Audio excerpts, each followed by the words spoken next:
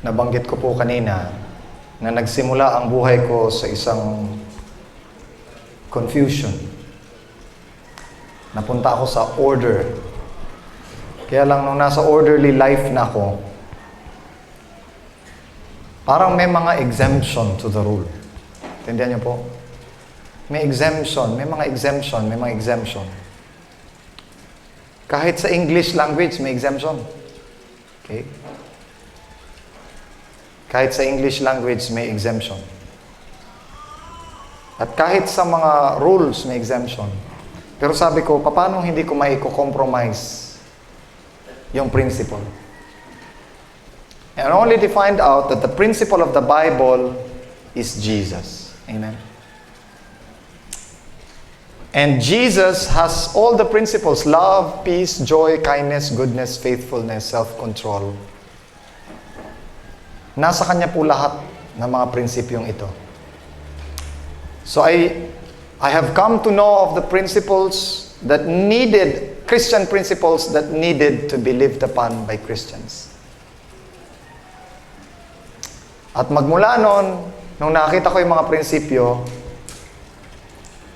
now I am able to relate these principles to everyone. Ang tawag po dyan ay relevance. Ang tawag po dyan natin, mga kapatid, ay integration. How do we integrate these principles? Kung ang kaharap natin ay hindi natin kapananampalataya, kung harap natin ay mayayaman, kung ang harap natin ay mahihirap, kung ang harap natin... Kasi may mga relihiyon, mga kapatid, na pang mahirap lang talaga, hindi pwede pang mayaman. Parang ganon. At may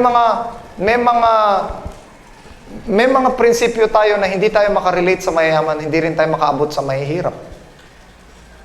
Minsan naman, hindi tayo makaabot sa mga Japanese, hindi tayo makaabot sa Hindu. Parang hanggang dito lang. Nakaka-relate lang. Bakit, mga kapatid? Because we are not applying principles. We are applying our preferences. Preferences ng mga Hudyo, preferences ng mga Pilipino, preferences ng Amerikano. But Jesus Christ breaks the walls of separation. Amen? He can reach out to all. He can reach out to all. So, Pastor, what is the good news? What is the good news? Meron po akong, pero gusto ko pong that we go to the Bible. Let's go to the Bible. What is the good news?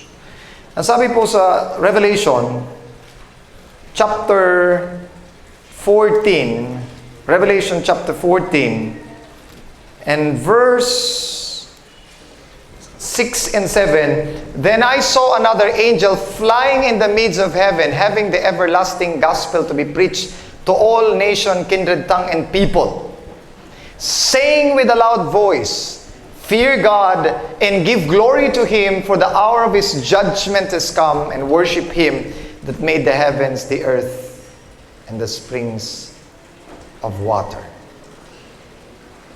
So what is the everlasting gospel? What is the everlasting gospel, mga kapatid? Ibig sabihin, hindi kumukupas na mabuting balita. And when was the first gospel ever preached? And who preached the first gospel?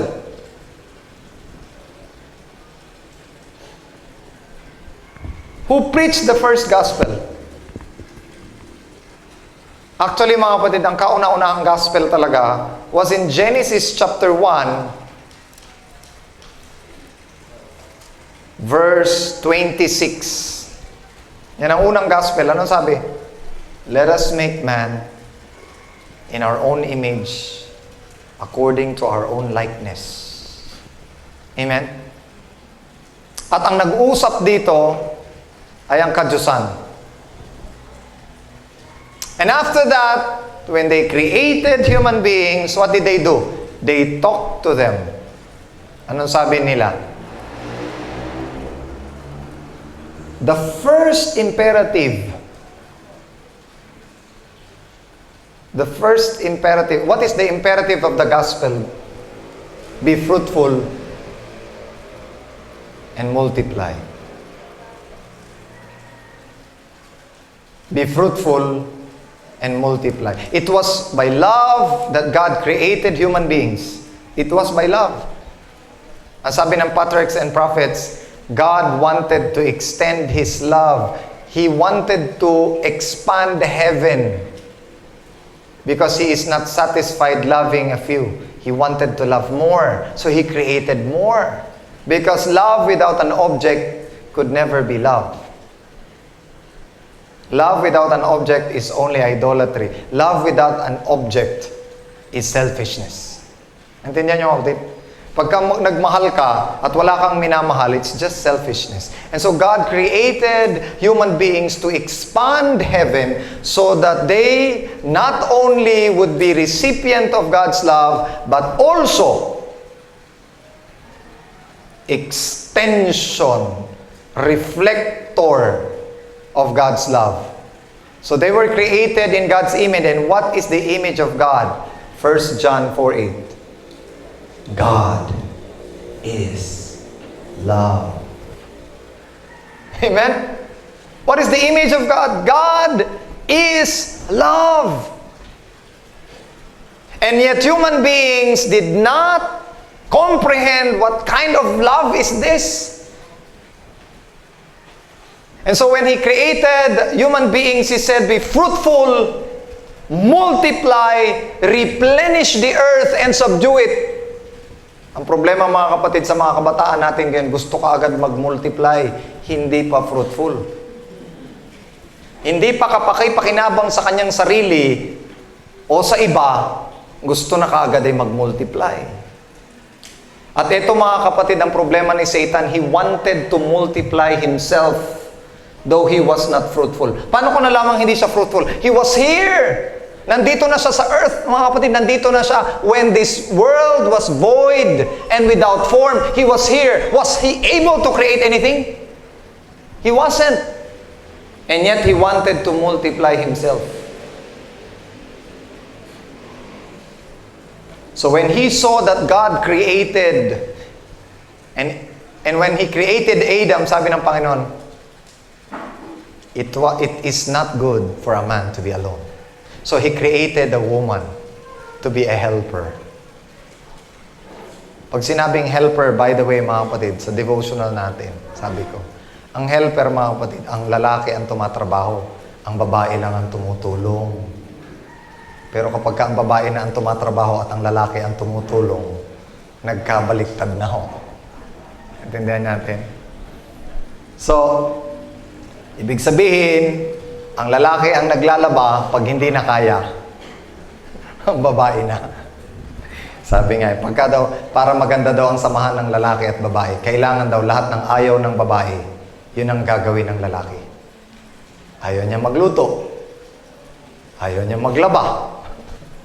Siya ang gagawa. So mga kapatid, bago kayo maging fruitful, bago kayo mag-multiply, dapat alam ninyo kung paano maging fruitful. Paano maging kapaki-pakinabang sa inyong sarili. Amen? So God wanted to do this. He wanted Him to be a blessing to Himself and a blessing to others.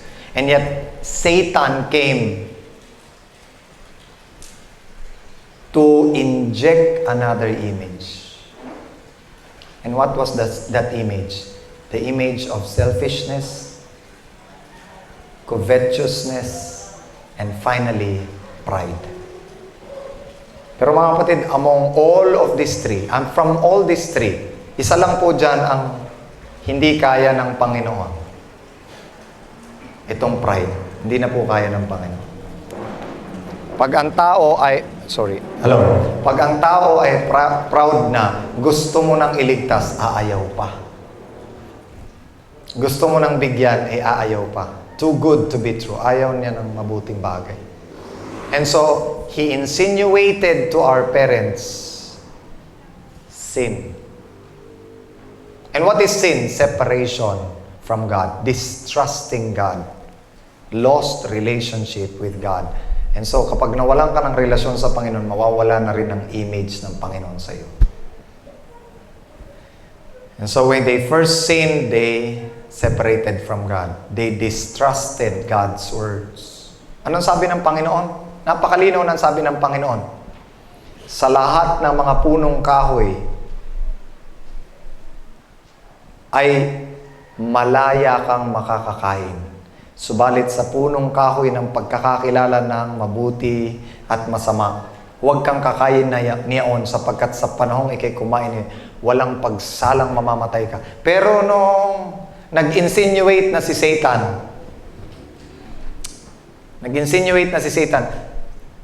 tama ba ang narinig ko? Ano narinig ni Satan? Na hindi kayo pinakakain ng kahit anumang puno dito. Basahin niyo ulit mga kapatid. Hindi kayo pinakakain? Binuhay lang kayo para mamatay? Ha? Kaya minsan pag kami nakausap kayo mga kapatid na ibang reliyon, sasabihin nyo, kawawa naman kayo, wala na pala kayong makakain. Sumagot naman si Eva, kaya lang mga kapatid, hindi po eksakto sa sinabi ng Panginoon ang sagot ni Eva. Anong sabi ni Eva? Hindi naman sa ganon. Hindi naman sa ganon. Pero mga kapatid, tinan nyo, hindi siya masyadong careful sa kanyang sinabi. Ang sabi ni Eva, sa mga punong kahoy, hindi niya sinabing sa lahat ng punong kahoy. Ang sabi niya, sa mga punong kahoy, dito sa halamanan, makakakain kami. Hindi po sinabi ng Panginoon makakakain sila. Ang sabi ng Panginoon, you shall freely eat. Pero ang sabi niya, makakakain kami. Dalawa na po na wala ka agad dun sa statement. Subalit sa puno na nasa gitna, hindi po sinabi ng Panginoon na puno na nasa gitna. Hindi po yung sinabi ng Diyos. Sabi niya, sa puno, ang nasa gitna, mga kapatid, ay puno ng buhay, hindi po puno ng pagkakilala. Kaya minsan, mga kapatid, nasaan ba yung gitna natin? Baka hindi na natin alam kung nasaan yung gitna. Tapos ang sabi niya, pero pag kumain kami, baka kami mamatay. Intindihan niyo, kapatid? Baka kami mamatay. Hindi ho baka ang sinabi ng Diyos. Ang sabi po ng Panginoon, pagka kumain kayo niyan, walang pagsala na kayo'y mamamatay. Ang sabi ni Satan, nabasa na kaagad ni Satan yung mga statements ng babae. Hindi alam. Mga kapatid, may problema ba sa memory ang mga magulang natin? They can memorize 1,000 years of words without any single mistake. Eh ano po nangyari sa statement ng Panginoon sa unang araw pa lang? Ito po ang kapangyarihan ni Satan. The power to doubt God's Word. Ang tawag natin sa panahon ngayon ay skepticism. Skepticism. Agnosticism. At dito mga kapatid, nangawawala ang mga kapatid. Kahit ngayon. Kahit sa mga anong theory ngayon, kung ano-ano mga theory ngayon eh. Daming theory na nawala na kay Kristo. Jesus is the truth. And yet, if you know everything from the Bible and yet you don't know Jesus, you don't know the truth. Kahit na alam mo lahat ng kautusan sa buong Biblia, if you don't know Jesus, you don't know anything. Amen? Kaya bumagsak ang ating mga magulang. Pagbagsak ng mga magulang, anong sabi ng babae? Nakita niyang magandang kainin at kaaya-aya sa mata pagkatapos kumain siya. At anong sabi ni Satanas? Hindi kayo mamamatay. Sinelyuhan na mga kapatid. Pag kayo napaduda-duda pa, siselyuhan na yan ni Satan. Halimbawa, umaga, Sabado, umaga, sabi niya, dadalo kaya ako ngayon? Sabi ni Satan. Siyempre naman, hindi.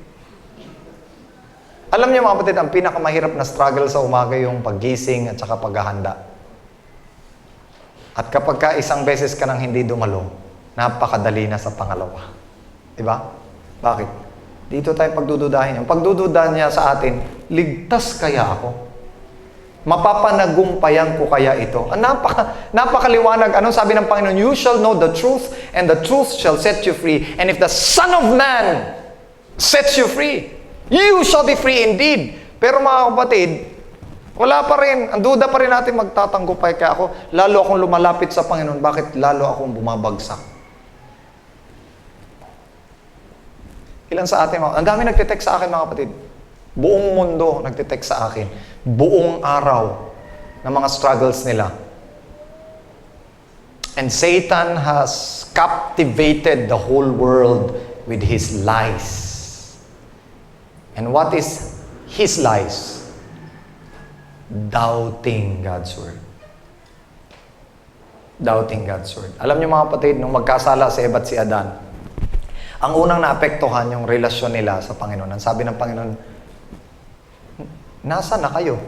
Napakabuti mga kapatid. The first prophet to proclaim the everlasting gospel was God Himself. He was seeking them rather than leaving them by themselves. Ano yun? Go? Ano? I will go. Ang unang nag-go mga kapatid ay ang Panginoon. Sabi niya, kawawa naman ang mga tao. Let me go. And the first missionary was Jesus Himself. Hanap-hanap niya mga kapatid yung mga nagkakasalang nagtatago. At ang sabi ng Panginoon, nasaan kayo? Sabi ng lalaki, nagtatago po kami. Pero bago magtago mga kapatid, basahin niyo ang Biblia ninyo. Ano sabi? Nagtahi muna sila ng fig leaves. Pagkatapos tinakpan nila. Alam niyo ba mga kapatid na hubad naman sila, hindi naman sila nagtatago? Bakit kung kailan sila nagtakip ng fig leaves, saka sila nahiya? Napansin niyo ba mga kapatid, kapag tayo nagkakasala, gumagawa tayo ng paraan para tayo ay maging malinis. Pero bakit hindi pa rin tayo makadalo? Ba't hindi pa rin tayo makapangaral? Bakit hindi pa rin tayo makago? Kasi tinatakpan natin ang ating sarili ng sarili nating diskarte. Babaguhin ko yung pagkain ko. Babaguhin ko yung aking pangsasalita. Babaguhin ko yung pananamit ko. Babaguhin ko yung aking... Napakarami kong babaguhin. At pag binago na, lalo pang na-guilty. Tama, mali. Kung kailan mo binago pamumuhay mo, saka ka pa na-guilty. Bakit? Alam mo na walang amount of fig leaves can cover your shame. No amount of fig leaves can cover your shame. No amount. No amount of reform. Whether health reform, whether dress reform, whether, home reform, no amount of country living, no amount of spirit of prophecy without Christ. Kaya mga kapatid, nung dumating ang Panginoon, sabi niya, sinong nagsabi sa iyo na ikaw ay hubad? Napakasarap mga kapatid. Ibig sabihin, hindi hubad ang tingin ng Panginoon kay Eva at kay Adan. Bakit? Kasi yung kanyang anak, nag-volunteer na kung sakasakaling bumagsak sila, covered na sila ng insurance policy. Amen? Hindi sila nakikita ng Panginoon. Sabi ng Psalm 32, verse 1 and 2, mapapalad ang sino man na ang kanilang pagsalangsang ay tinakpan ng Diyos. Blessed is the man whose transgression are covered, and blessed is he whom their sin is not imputed among them. Mapapalad sila na hindi ituturing ng Diyos na kasalanan ang kasalanan nila. Nakita niyo mga kapatid, hindi ka pwedeng maging missionary kung lahat ng mga taong tinitignan mo makasalanan. Pwede ka lang maging missionary pag ang nakikita mo sa bawat bahay ay dugo ni Kristo. Tingnan mo yung mga anghel na sinugo sa Ehipto. Sinugo sila na may instruction na pagka nakakita ka ng dugo, lampasan mo. Amen? Pero mga kapatid, kaya hindi tayo maging effective missionary.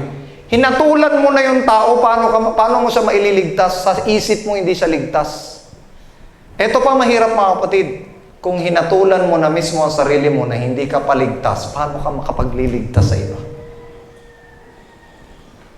Kung ang basihan ng kaligtasan mo ay yung nagawa mo, ginawa mo, gagawin mo, at ginagawa mo, paano ka makapagliligtas mga kapatid? Lahat ng ginawa mo, ginagawa mo, at gagawin mo, siguradong hindi makapapasa sa kalwalhatian ng Diyos. Meron po bang nakapasa dito sa kalwalhatian ng Diyos? Taas po ang kamay. Pastor, ikaw ba? Bakit ka nag-missionary? Ikaw ba'y lampas ka na ba? Ikaw ba'y nakaabot na sa kalwalhatian ng Diyos? Bakit ka nandito? Dahil sa dugo ni Kristo. Amen? Nung hanapin ng Panginoon, sabi niya, nasaan kayo? Sinong nagsabi sa inyo na kayo'y hubad? Hindi kayo hubad sa tingin ko. Amen? Bakit? Dahil ang taong mabuti, mabuti din ang tingin sa kapwa. Ang taong masama, ganun din ang tingin sa kapwa. Kaya ang sama ng tingin ko lahat sa inyo.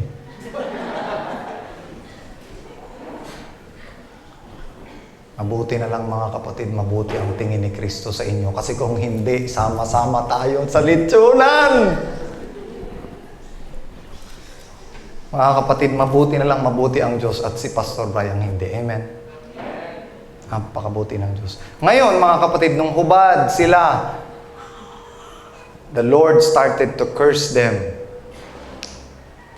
and curse them with a blessing. Amen? With a blessing in disguise.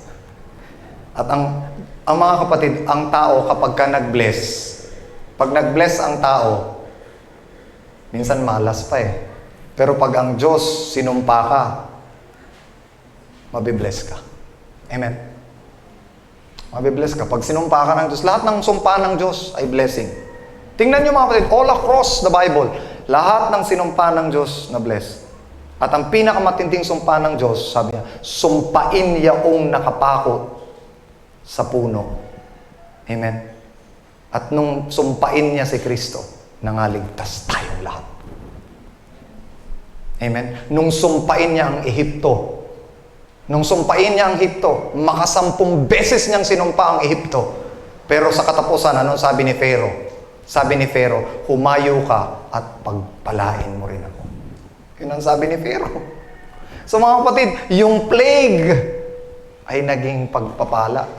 At sa 7 last plagues, mga kapatid, ito rin ang pinakamalaking pagpapalang mararanasan ng buong sinuko. Kasi when we are weak, God's strength is made perfect. Amen. Anong klaseng Diyos ang sinasamba niyo mga kapatid? Diyos na walang pakialam sa kung karapat-dapat ka o hindi. Kaya tayo sumasamba kasi lubha siyang karapat-dapat. Amen? Kasi napako siya sa krus. Siya ang napako sa krus mga kapatid, hindi tayo. Hindi tayo sumasamba, hindi tayo nangangaral kasi karapat-dapat tayo. Kaya tayo nangangaral kasi karapat-dapat siyang ipangaral. Amen? Pagdating natin sa langit, mga kapatid, wala tayong ibang kanta. Sadyang karapat-dapat. Ang korderong pinatay. Wala pa nang lalangin ng sanlibutan. Siya lang ang sadyang karapat-dapat. At nang patayin niya ang tupa, mga kapatid, ito yung checking ibinigay niya sa mga magulang. Ang sabi niya, napakaganda ng curse, mga kapatid. Ang ganda ng curse ng Panginoon. Sa Genesis chapter 3, sabi niya, because you have done this, you are cursed more than all cattle, and more than every beast of the field, of the belly you should go, and you shall eat the dust all the days of your life, and I will put enmity, tingnan niyo mga kapatid ang curse ni Jesus Christ, I will put enmity between you and the woman. He shall bruise your head, and you shall bruise his heel. Tingnan niyo mga kapatid, God's curse is our salvation. Maglalagay siya ng pag-aalit laban sa babae at sa ahas. At sa binhi ng babae at sa binhi ng ahas. At ang binhi ng babae ang siyang dudurog sa ulo ng binhi ng ahas. At ang binhi ng ahas ang siyang dudurog sa sakong ng babae. Anong ibig sabihin nito, mga kapatid? At ang sabi sa Galatia, ganun din mga kapatid, sa mga sulat ni Pablo, si Kristo ang dudurog sa ulo ng ahas. Pero ang ulo ng ahas, ang ahas ang dudurog sa sakong ni Kristo. Ibig sabihin mga kapatid, namuhunan si Kristo ng kanyang sakong, mapatay lang niya yung kumakain sa ating lahat. Amen. Mailigtas lang tayong lahat. At sa mga babae, alam ito mga babae, mga kapatid, pag dalaga pa, panay ang punta sa salamin. Pero pag nanganak na mga kapatid, pipilitin mo pang bumili ng panloob. Bakit? Wala nang panahon. Lahat na nasa anak. Paano ito nangyari? So mga kapatid, itong isa sa mga curses ng Panginoon ay manganak ang babae sa hirap. Pero pagkatapos niyang manganak, mawawala lahat ang puso niya sa kanyang sarili at mapupunta sa kanyang anak. Amen? Mabuti sa anak lang. Ang sabi, your desires shall be of your husband. Kalilimutan niya ang kanyang pangarap sa buhay. At iisipin niya na lang yung pangarap ng kanyang asawa at ng kanyang anak. What a curse. Amen. What a curse. And this curse is going to save us all. Amen.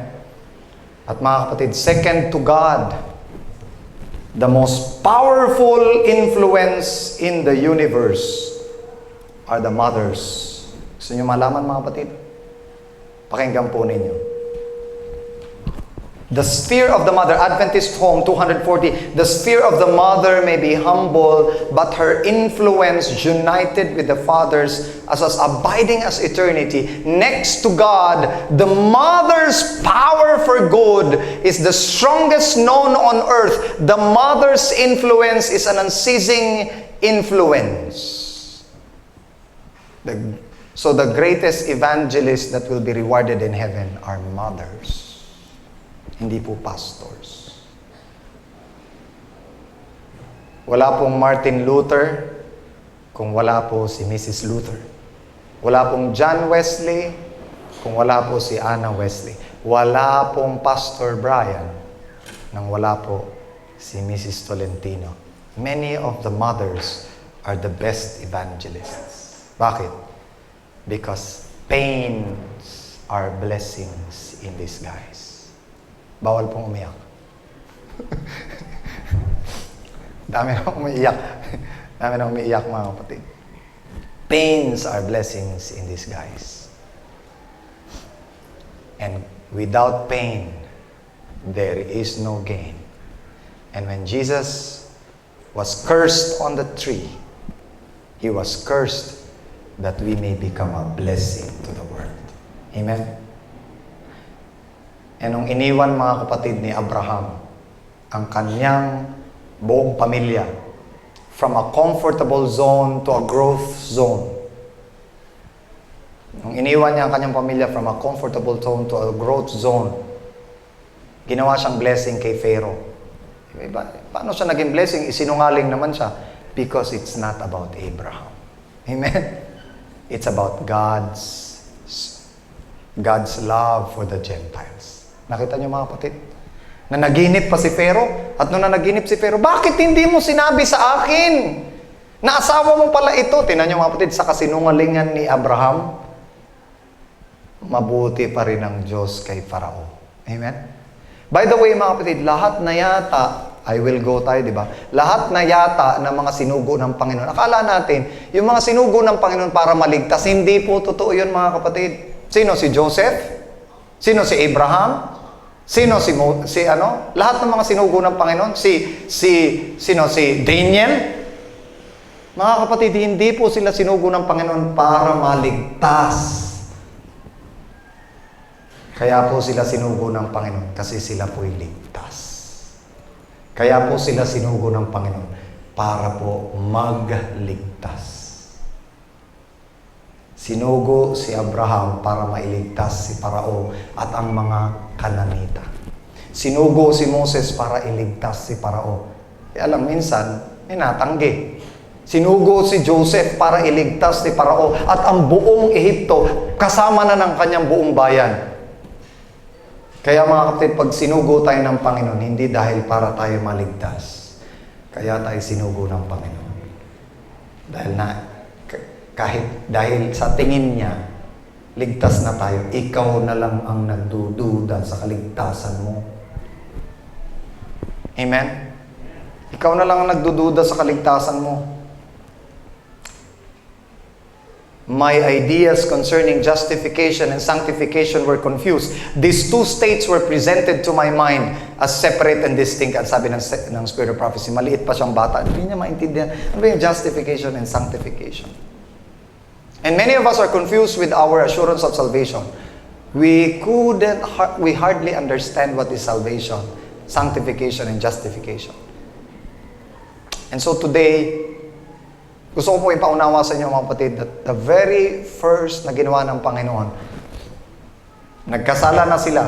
Dapat mamatay na sila that day, di ba? Kasi ang sabi sa oras na ikay magkasala, walang pagsalang mamamatay ka. Ba't hindi sila namatay? Ang sabi po ng Patriarchs and Prophets, because God has found a ransom for them.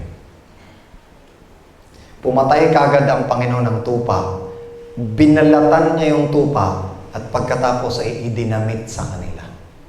Amen? Kaya tayo maliligtas mga kapatid, hindi dahil tayo ay nagtakip o nagkusang magbago. Kaya tayo naligtas kasi may namatay para sa atin. Amen? May namatay para sa atin. Kaya nung si Cain, mga kapatid, di niya naintindihan itong gospel na ito. Alam niyo ba mga kapatid, si Cain, nung maipanganak siya, pakiramdam ni Eva at si Adan, siya ang tagapagligtas. Totoo yun. Siya ang tagapagligtas. Pag tinignan natin yung biblical na background nito, kaya sabi niya, ang tawag ni Eva kay Cain, ay parang daman. Eto na yung taong magliligtas sa atin. Kaya siguro, ginawa nila ng parang... Napansin niyo ba mga kapatid, hindi lagi yung panganay ang ginagamit, kundi yung pangalawa. Dahil nagyabang na po itong si Cain, gumawa na siya ng paraan para maligtas siya. Nung siya po ay gumawa ng kanyang mga offering sa Panginoon, inililigtas na ang kanyang sarili sa pamamagitan ng sarili niyang gawa. At marami sa atin ang gustong maligtas in His own terms, by His own merits, by the fruits of His own labor. Anong sabi ng Galatia, mga kapatid? Na parang may utang ang Diyos, as if God is indebted to us because of our good works. Pagka ganito, our salvation is not acceptable to God. When we strive to be saved by fixing our lives, God does not accept our offering. But when we look at the cross of what God has done for you, this is the only acceptable offering in God's sight. Amen? Ang katanggap-tanggap lang na offering sa Panginoon, mga kapatid, ay yung ginawa niya para sa atin. Hindi niya tinatanggap yung ginawa natin para sa Kanya. Hindi ba, Pastor? Sincere naman ako na ginagawa ko. Bakit mo ginagawa yun? Para magkautang ang Diyos? O baka pagdating sa langit, sitting pretty ka, naghihintay ka ng mga sasamba sa'yo. Pagdating sa langit, mga kapatid, Lahat ng darating sa langit may sense of nothingness. Lahat na makakarating sa langit are humble. Not because they are humble, because they are humbled by looking at the cross of Calvary. Lahat ng maliligtas, mga kapatid, are destitute. Kaya welcome to the club. Kung nasunugan ka, nagka-pandemic ka, nawalan ka ng trabaho, nawalan ka ng anak, nawalan ka ng tuta, nawalan ka ng pitaka. It is because the Lord is breaking you. So like the potter that covers the lamp of Gideon, God wants to break us that we may shine all across the world. Pero breaking is not a joke, mga kapatid. It's painful. Amen? Ang pagiging basag. At para itong kayabangan nitong si Pedro, yabang sabi, Lord, ako mamamatay para sa iyo. Sabi ng Panginoon, di wow. Hindi, akin lang yun. Ikaw pala mamamatay para sa akin Go! Mga kapatid, hindi po tayo mamamatay para sa Panginoon. Ang Panginoon po ang namatay para sa atin. Ano nangyari? Dininay niya si Kristo ng makatlong beses. May isa pang mayabang, si Judas. Sabi, di alam ni Kristo ang ginagawa niya. Turuan ko nga ng leksyon. Turuan ko nga ng leksyon. Nung tinuruan niya ng leksyon, siya ang naturuan ng leksyon. Nakita niya yung kayabangan niya, tapos parang hindi niya kaya, mga kapatid, harapin ng Panginoon at ang lahat ng mga tao, magpakamatay na lang. Mga kapatid, yung pagpapakamatay ay bunga ng ating pride. Ayaw na nating harapin yung shame. Pero si Kristo, hinarap niya lahat ng shame para magkaroon ka ng honor. Amen? He died that you might have life. He was bruised for our transgression. He was shamed for our honor. He is our rightful substitute. Kapatid. Kulang ang oras, mga kapatid, para iangat ang Panginoon. Amen? Kulang ang oras, buong Biblia. At nagsimula kami sa Matthew, Mark, Luke, and John last time. Nasa Romans kami ngayon, nasa 1 Corinthians 12. At tuloy-tuloy pa po ang pagdami ng mga pumupuri sa Panginoon. Pagdating natin sa langit, we must have a reason to worship God. Pero kung ang kayabangan natin at ang mabubuting gawa natin, ang dala-dala natin sa langit, we will not worship God. We will worship ourselves. And therefore, we are not fit for heaven. Sino po ang fit sa heaven? Mga durug. At mga durugista. Mga durug. Pastor, pwede bang tigilan nyo na yung pagpipreach nyo? Pastor, durug na po ako. Babalik pa po tayo mamayang hapon. Mga kapatid, ang goal lang po ni Pastor Bray, mga kapatid, very simple. Ibagsak lang yung kayabangan natin sa lupa. Bakit? Para si Kristo ay maiangat. Kaya kung nakakadama kayo, mga kapatid, napansin nyo, may panimbang naman Ang panimbang ay si Kristo. Amen? Grabe. Sobra ang kabutihan ng Panginoon. Now let me go to how we are going to be saved. Pastor, paano ba ako makakanda sa pagdating ng Panginoon? Gusto mo talaga malaman? Pakibasa sa Philippians chapter 3 verse 9. Gusto ko po ng participation. Pwede po bang pakibasa ng malakas? Philippians chapter 3 verse 9. At nagpapasalamat po ako at wala po ako nakikitang orasan kahit saan. Amen. Talaga pong sinasadya po yata na wala pong orasan. Kasi hindi pa po tapos yung introduction ko. Totoo po. Sige po, pakibasa. 3 verse 9. Sige ho. Philippians 3 verse 9. And be found in Him, not having a righteousness of my own that comes from the law, but that which comes through faith in Christ, the righteousness from God that depends on faith. See? And be found in Him. Dapat pag dumating ang Panginoon dito, matagpuan tayo na walang sariling katwiran sa pamamagitan ng pagtupad sa kautusan. Pastor, kaya nga po ako nangingilin eh. Kaya nga po ako nag-iika po eh. Para matupad ko po ito. Bakit po ninyo tinutupad? Para matagpuan po akong matuwid. Really? O ano, natupad mo na? Nakarating ka na doon? Hindi pa rin po, Pastor. Bakit ka nagsusumikap na matupad yan? Hindi mo rin pala marating-rating. Ba't hindi ka na magpahinga kay Kristo? Hindi na ako tutupad dyan, Pastor. Sino nagsabing hindi tutupad? Ang problema mo, motibo mo. Amen? Amen. Kaya nga ako nagbe-vegetarian po ako, mga kapatid. Ilang taon na. Pero ngayon ko lang nakita na mali ang motibo ko. Since 1998, vegetarian na po ako. Ang problema, motibo. Mga kapatid. Ang problema, motibo. Kung ang vegetarianism ang nagpapaligtas sa'yo, barbecue din ang punta mo. Pareho lang kayo ni Cain. Bakit? Kasi ikaw ang sarili mong tagapagligtas, hindi si Kristo. Sayang naman yung ipinunta ni Kristo, ikaw lang pala magliligtas sa sarili mo. Ginamit mo lang pala si Kristo para kunwari tagapagligtas. Ang boil down, ikaw pa rin. Tama, mali?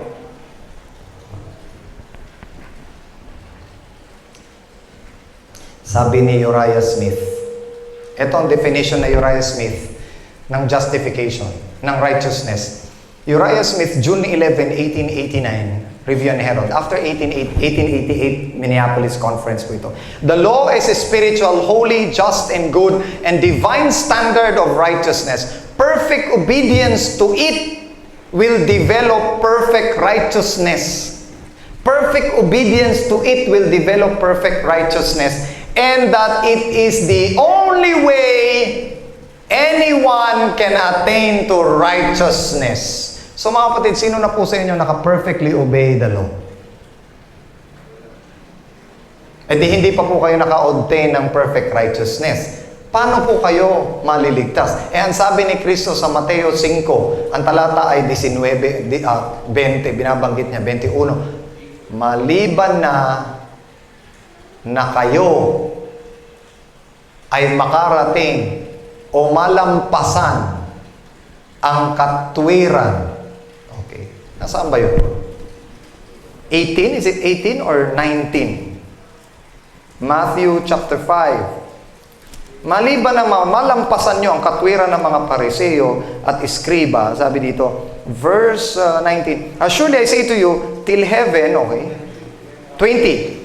I say to you, unless your righteousness exceeds the righteousness of the scribes and Pharisees, you will be by no means enter the kingdom of heaven. Sige mga kapatid, sino po dito ang nakalampas na sa katwiran ng mga Pariseo at Iskriba?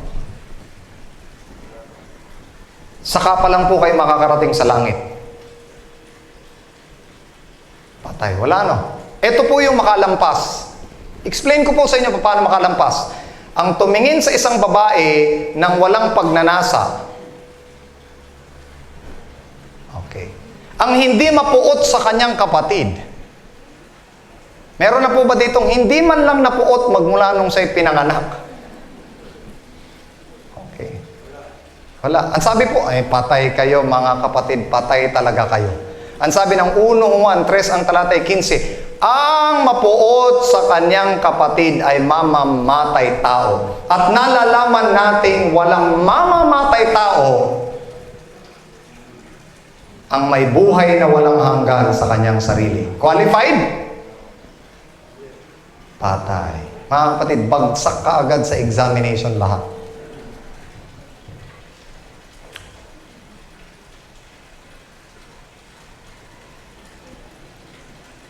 At yung rich young ruler, mga kapatid, sabi niya, Panginoon, ano po ang gagawin ko? Yun ang word eh. Gagawin ko, mga kapatid. Pag ang mga word nyo ay, pag kami nagtanong sa inyo, Pastor, ano po ang gagawin ko para po ako'y maligtas? At yan, sabi ng Panginoon, di sundin mo ang mga utos. Alin po sa mga utos? Di wag kang ganito, papatay, gala mo mga magulang. Meron siyang ni-reserve na isa. Sabi, nagawa ko na po ito magmula po. Born po ako. Dalawa lang yan eh, born o burn. Born po ako dyan, Pastor. Natupad ko na po yan lahat. Kung ako lang ang kausap niya eh. Really? Sabi pa ng mga Koreano eh, yearly?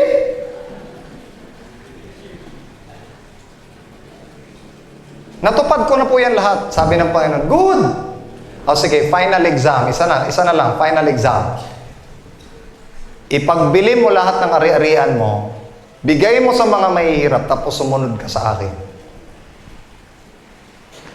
Dahil siya ay covetous. Anong sabi ng Romans chapter 7, verse 14? Hindi ko sana nakilala ang kautusan kung hindi sinabi ng kautusan, huwag kang mag-iimbot. At ang ibig sabihin ng huwag kang mag-iimbot, huwag kang madamot. Yan, sabi ng Panginoon, sa nakakaalam nga ng paggawa ng mabuti at hindi ito ginawa, ito'y kasalanan sa Kanya. At ang karamutan, mga kapatid, ay walang lugar sa langit. Patay na, pastor, lalo nang hindi mapapalangit. Lalo na, pastor, pinatindi mo pa. Merong mamamatay na ng tatay ng pastor. Sabi ng pastor sa kanya, Tay, mamamatay na po kayo. Sa tingin niyo po ba ay ligtas po kayo? Sabi ng tatay, siyempre. Grabe yung assurance of salvation. Bakit naman po tayo ninyo naisip? Kasi hindi ako nagkakasala eh. Ngaling-ngaling sabihin ng tatay, paano ka naman magkakasala? Nakahiga ka lang. Pero sa tingin niyo kapatid, pag nakahiga ka, hindi ka nagkakasala? Pwede bang nakahiga ka, pero nag-iimbot ka? Pwede bang nakahiga ka mga kapatid, and yet selfish ka? Hindi ka nagpapatawad sa kapwa. Mapanghusga ka sa kapwa. Mga kapatid, ang point ko dito, gusto niyo pumunta na kaagad ako sa point, pag hindi ka kagaya ni Christ, hindi ka maliligtas. Tapos. Tapos na. Kasi ang standard ng Diyos ay Diyos mismo. At pagkabagsak ka sa standard ng Diyos, kaya sabi niya, ang sino mang hindi umibig sa kanyang kapwa ay hindi nakakakilala sa Diyos. Sapagkat ang Diyos ay pag-ibig. Bagsak na. At ang isa sa mga evaluation ng Panginoon sa pag-ibig ay 42. Sabi niya, ibigin mo ang iyong kaaway. Ipanalangin mo ang mga umuusig sa iyo. Kaya mga kapatid, nung ibinigay na ng Panginoon kanyang standard, mapalad ang may mapagpakumbabang puso sapagkat kanila ang langit. Mapalad ang maamo sapagkat mamanahin nila ang lupa. Mapalad kayo kapag kayo'y yinuyurakan at pinagsasabihan ng kahit anong tungkol sa akin. Magsaya kayong totoo! Sabi, magsaya daw totoo kapag tayo yinuyurakan at chinichismis. Sinong nagsaya kapag ka chinichismis?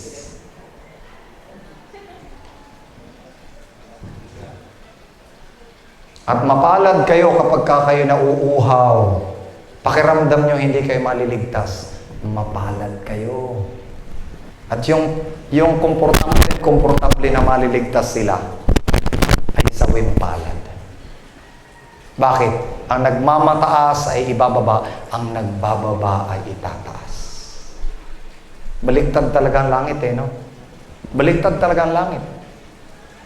Kaya mga kapatid, evaluate po ulit natin ang pagkakristyano natin. Sandali, pastora, parang kailangan ko yata ng basic. At alam niyo bakit binigay ang kautusan, mga kapatid? Pakibasa po. Roma 7, ang talata po, Gs 11. Tingnan natin, ano ang dahilan bakit ibinigay ang kautusan?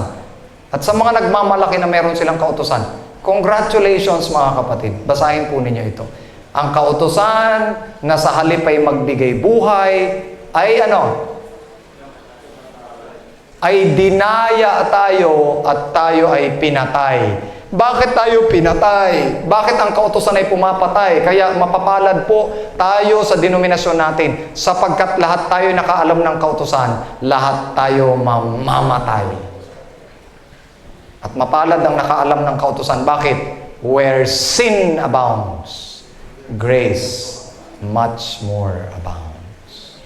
Dahil mas matindi ang kasalanan natin. Ang kaswertehan po natin bilang denominasyon, mas makasalanan po tayo kaysa sa ibang denominasyon. Yun lang po. Kaya ako'y proud na proud sa denomination natin. Bakit? Kasi mas makasalanan ako kaysa sa kanila. At anong sabi? At ang sino mang pinatawad ng lubha ay nagpapasalamat ng lubha.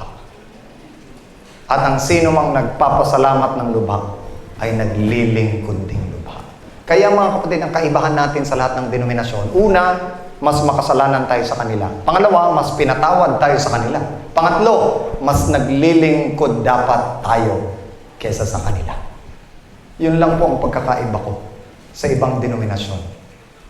Naintindihan niyo mga kapatid?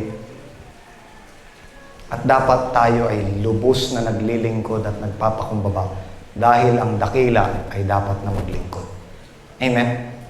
Dakila ay dapat na maglingkod. So mga kapatid, ano po ang nangyari sa atin? Mamayang hapon, may mahapon pa naman po ano. Okay. Kapag ka po medyo kakalam na yung sikmura ko, tatapusin ko na po yung sermon. Lalo na't may naaamoy na po ako sa likuran. Amen. Sabi po dito mga kapatid sa Roma 8, naku, napakabuting balita mga kapatid. Actually, meron po akong outline dito, kaya lang gusto ko Biblia na lang tayo. Amen? Basic. Roma 8 mga kapatid, ang sabi sa 3, sapagkat tayo ay mahina, sabi dito, for what the law could not do, sapagkat ang kautusan ay mahina sa pamamagitan ng laman, kaya isinugo ng Ama ang kanyang anak upang sa pamamagitan ng kanyang lamang salarin na nag-anyong salarin. Anong sabi dito? God, by sending His own Son in the likeness of sinful flesh as a substitute, itinuring na makasalanan. Anong sabi ng 2 Corinthians chapter 5 verse 21? He who knew no sin became sin for us, that we who knew sin might become the righteousness of God in Christ. Mga kapatid, siya na hindi nakakilala ng kasalanan ay naging kasalanan para sa atin upang tayo na nakakilala ng kasalanan ay naging kasakdalan ng Diyos sa pamamagitan ng pananampalataya kay Kristo Jesus. Ano? Ako? Kasakdalan ng Diyos? Excuse me? Pero yun mga kapatid, ano magagawa mo? Yun ang pananampalataya ni Kristo. May magagawa ka pa doon? Ano magagawa mo kung pinaniniwalaan ni Kristo na ikaw ang sakdal at siya ang hindi? Kaya nga sa krus ng Kalbaryo, ang sabi ni Kristo, patawarin mo sila sapagkat wala silang kinalaman dito. Amen? Spare them from judgment. Hindi ba justification yun? Nung sabihin ng babae, itong babaeng ito, ang dami pong ginawa. Sabi niya, ano pong masasabi ninyo? Sabi niya, o sige, yung may makasalanan, bumato, kayo mauna. Nung nag-alisa na sila, ano sabi ng Panginoon? Neither do I condemn thee. The Son of God did not come to condemn, but through Himself, all might have eternal life. Amen? John 3:17. Palagi kasi tayong John 3:16 Ba't hindi ka pumunta sa 17? Anong sabi ng 17? Hindi pumunta si Kristo dito para manghusga. Bakit kayo wagas? Paano mag-I will go, pastor? Hinusgahan mo na, kagaya ka ni Jonas. Si Jonas hindi makapag-missionary. Bakit? Hinatulan niya na lahat Paano pa siya magmi-missionary? Tapos nung iniligtas sila ng Panginoon, sama-sama pa ng loob niya. Kaya ayaw ko talaga ng Biblia Bakit? Ilistahan ng mga sablay Mabuti na lang nandyan ang Diyos sa Biblia. Hihimas-himasin ko talaga, napakasarap hanapin si Kristo sa Biblia. Amen? Kasi kung titignan ko lang si Daniel, si Jonas at si Pastor Bray. Sabi ng pastor, alam mo kapatid, para tayo'y maligtas, huwag na huwag kang titingin sa kapwa mo kapatid. Tumingin ka lang kay Kristo. Sabi naman ng kapatid, gusto ko nga sana pastor, tumingin kay Kristo. Nakaharang ka naman. Mga kapatid, bakit tayo maliligtas? Hindi dahil sa ating nagawa. Amen. Hindi sa ating gagawin bukas. Hindi sa ginagawa natin ngayon. Kaya tayo naligtas kasi dahil sa kanyang tapos ng ginawa, nang sabihin niya, it is finished. Pag tapos na, tapos na. Huwag ka nang tatrabaho. Pastor, ang sabi sa Biblia, work out your salvation with fear and trembling. Totoo naman. Tuloy mo yung verse, so 13. For God is at work within you, both to your will and to do His good pleasure. Kaninong merit yon? Sa'yo? Ibig sabihin ng work out your salvation, may salvation ka na. Wino-work out mo na lang para maligtas din yung iba. Amen? Hindi mo wino-work out yung salvation mo para ma-save ka. Ano i-work out mo? Save ka na. Paano ka, may dadagdag ka pa sa salvation mo? Pastor, nag-work out po ako. Bakit? Kasi may katawan akong i-work out. Kung wala akong katawan, paano ko i-work out? Diba? Anong i-work out mong salvation kung wala ka pang salvation? At kaya ka nag-work out ng salvation mo dahil para mailigtas mo din yung iba. Amen? Sanctification is not soteriological or not, is not saving yourself. It is saving others. Kaya kasi na-sanctify ng Panginoon, hindi para maligtas ka. Kaya kasi na-sanctify ng Panginoon. Dahil ligtas ka at makapagliligtas ka pa. Amen? Kaya kapag ka tayo ligtas, madali ang I will go. Pero pag hindi ka pa ligtas, I will stay. Tama, mali? Ayan. Mahirap pong pigilan ang taong ligtas. Pero kapag ka ang tao hindi ligtas, kagaya po. Si Jonah, mga kapatid, tingnan mo si Jonah. Si Jonah, mga kapatid, kung hindi lang sa grasya ng Diyos, sa tingin nyo, nilunok na po yun at itinain na.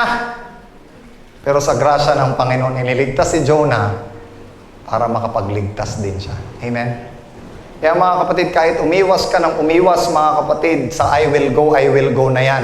Pag hindi ka na pinatulog ng Panginoon dahil sa kanyang kaligtasan, magliligtas ka whether you like it or not. Kaya sabi ng Panginoon sa Matthew chapter 9, sabi niya, pray ye therefore that the Lord of the harvest will send forth laborers. Anong nauna doon? Sabi niya, for the workers are few and the harvest are plenty. Ang tanong mga kapatid, bakit po ang workers are few? Alam niyo mga kapatid, pag nasa quizzes kayo, tignan niyo lang yung mismong pinanggalingan. Nandun din yung sagot. Kaya ang workers are few because the harvest is plenty. Alam niyo kung bakit hindi tayo makatrabaho dito? Lagi nating sinasabi, Pastor, batuhan po kasi dito. Sino nagsabi sa yung batuhan? Alam mo bang sa batuhan tumutubo ang masasarap na mga malunggay? Subukan mo magbasa-basa dyan at magagandang mga lupa, hindi tutubo yung malunggay. Ang malunggay tumutubo sa talagang sa talagang matitigang. Amen? Sa matigang. Ang sinasabi ko dito mga kapatid, kaya kulang ang manggagawa sa sobrang dami ng harvest. Kaya mga kapatid, ang problema natin, lagi nating deklarado, Pastor, wala na dito. Batuhan na dito. Anong batuhan? Kapag ka may sakit, kumatok ka lang, sino po may sakit dito? Sigurado. Kapag ka may guilty, sigurado may harvest. Ang problema mga kapatid, ang ipangangaral natin paano magpakabait. Alam naman natin hindi mabait. Parang yung lumpo mga kapatid, yung lumpo, sinabihan mong lumakad, at wala ka namang kapangyarihan para magpalakad, pinahihirapan mo lang. Amen? Pero dahil kapag ka si Kristo nagkuman, hindi siya nagkukuman, nag-i-empower siya. Kaya ang 10 Commandments is not commandments. These are 10 promises with power. Kaya nung lalangin ng Diyos ang langit at ang lupa, inutusan niya silang lahat, sabi niya, magkaroon ng liwanag. Paano mo uutusan yung liwanag? Idilim! Amen? Pero dahil ang salita ng Diyos ay makapangyarihan, i-Bible study mo yung taong yan, banggitin mo yan, sabi ito, sabi eka, huwag kang mangangalunya. Naniniwala ka bang may kapangyarihan ito para ikaw ay hindi mangalunya, para hindi ka na mag-pornography? Meron, Pastor. Paniwalaan mo, panghawakan mo, bukas, wala na yan. Amen? Ang problema mga kapatid, ang tingin natin sa 10 Commandments ay pabigat. At hindi kapangyarihan ng Diyos. Diyan tayo bumabagsak. And the good news is that Jesus Christ has spoken, and because He has spoken, it will happen. Amen? And today, let me proclaim Jesus Christ who was crucified. On the cross of Calvary, mga kapatid, lahat na ng dahilan natin, lahat ng excuses natin, binagsak na. Amen? Wala na po tayong excuses. And today, let me appeal, mga kapatid, bago po tayo humayo, bago po tayo gumawa, do we have that faith in Jesus Christ? Sabi, faith of Jesus Christ, sabi. Here are the patience of the saints that keeps the commandment of God, not to be saved, but because they were saved, and the faith of Jesus. Wala na pong problema sa commandment of God. Sabi po, ang response po ng Spirit of Prophecy kay Uriah Smith, ito ang response ng Spirit of Prophecy kay Uriah Smith. Sabi ng manuscript 1889, he doesn't know what he's talking about. He sees trees as men walking. It is impossible for us to exalt the law of Jehovah unless we take hold of the righteousness of Jesus Christ. Mga kapatid, anong sabi ni Uriah Smith? Walang ka-Kristo-Kristong righteousness. Wala man lang nabanggit na Jesus Christ sa righteousness. Di ba? Kaya mga kapatid, paano natin may exceed yung righteousness ng mga Pharisees at scribes? May exceed lang po natin ang righteousness nila kapag ang righteousness natin ay si Jesus Christ. Bakit? Because I did not come to abolish the law and the prophets. I have come to fulfill them. Kaya nung natupad na ni Kristo ang buong righteousness, tinupad ni Kristo yun, hindi para sa kanyang sarili. Tinupad niya yun para sa iyo. Para siya na yung righteousness mo. Colossians chapter 3 verse 3. We are hid in Him. We are perfect in Him. Romans chapter 2 verse 2, if I'm not mistaken. Mga kapatid, He is our righteousness. Amen. Si Kristo po ang ating perfection. Huwag po nating tignan sa ating sarili. At kung may magagawa man po tayong kabutihan, hindi po dahil para tayo maligtas. Dahil si Kristo na ang gumagawa sa atin. Resulta na lang po ang kabutihan gagawin natin. Amen? At kaya tayo nakakagawa ng kabutihan. Sabi, that they may see your good works and glorify your Father which is in heaven. Kaya tayo nakakagawa ng kabutihan that we may become a salt unto the earth and a light unto the world. Ibigin natin ang ating mga kaaway. Ibigin natin ang ibang relihiyon. Saka lang tayo makapagliligtas. Pero kung may puot at galit tayo sa kanila, paano natin sila maililigtas kay Kristo? Dito pa lang sa loob, dapat magligtas na muna tayo dito. Amen? Sabi ng Panginoon, tumigil ka na. Mamaya ulit hapon. Sino po sa inyo ngayon, mga kapatid, ngayong umagang ito, ang tinatanggap ang walang hanggang biyaya ng Panginoon ng pagliligtas na hindi sa pamamagitan ng kanyang sarili maliligtas, kundi sa pamamagitan ni Kristo? Pwede po ba kayo lumapit dito, mga kapatid? Ipapanalangin ko po kayo.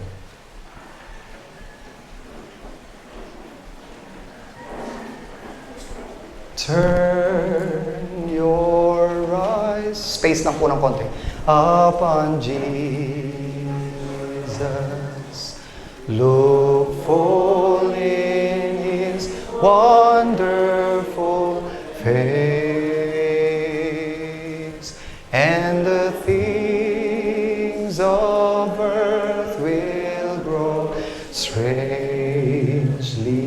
deep in the light of His glory and grace. One more time. Turn your eyes upon Jesus. Look full in His wonderful face, and the things of earth will grow strangely deep in the light of His glory and grace. Dakila po naming Diyos, purihin ka po sa lahat. At sa korderong pinatay magmula pa ng pundasyon ng mundo, na pinili niya, Panginoon, na magsakripisyo bilang aming kahalili. Panginoon, nag-uumapaw ang aming mga puso sa pagpapasalamat. Sapagkat kami, bagaman hindi karapat-dapat, ay pinag-alayan ninyo ng inyong mahalagang dugo upang kami tanghaling karapat-dapat sa pamamagitan ng dugo ni Kristo. Sa umagang ito, sa tanghaling ito, Panginoon, itinatalaga namin na ang aming mga buhay ay matuon lamang kay Kristo at maangat lamang namin si Kristo dahil sa Kanyang ginawa para sa amin. At kalimutan namin, Panginoon, ang aming nagagawa para sa Kanya. Panginoon, kulang ang walang hanggan upang pagbayaran ang lahat ng Kanyang ginagawa at gagawin para sa amin. Sa araw na ito, itinatalaga namin, Panginoon, ang aming buhay na mabuhay sa dugo ni Kristo. At ipamudmod ang dugong ito sa mga tao na nangangailangan ng kaligtasan, kapayapaan at pag-ibig. Tulungan kaming maging instrumento upang sila, Panginoon, ay mailapit kay Kristo. Pagpalain kami at igawad sa amin ang kapangyarihan ng banal na Espiritu upang kami, Panginoon, ay makapagpahayag ng Kanyang kabutihan sa pangalan ng Panginoon Jesus. Amen. God bless po sa inyo lahat.